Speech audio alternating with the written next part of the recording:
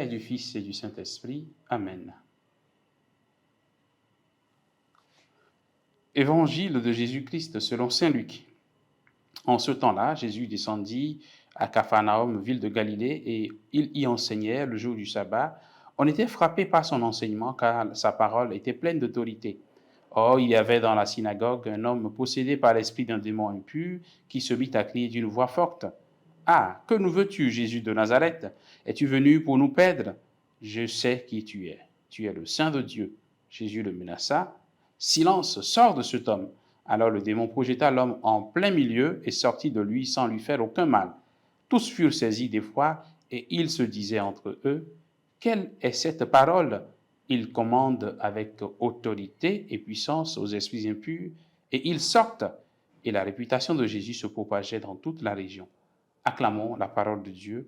Louange à toi, Seigneur Jésus. Bien-aimés de Dieu. Nous sommes aujourd'hui, bien-aimés de Dieu, chers frères et sœurs, le mardi 30 août.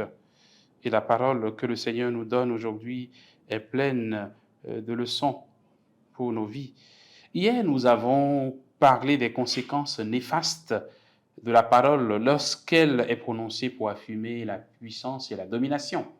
Et aujourd'hui, Jésus enseigne par sa parole avec autorité et les gens étaient saisis par le message qu'il donne. Sa parole est unique, sa parole est pleine de vigueur.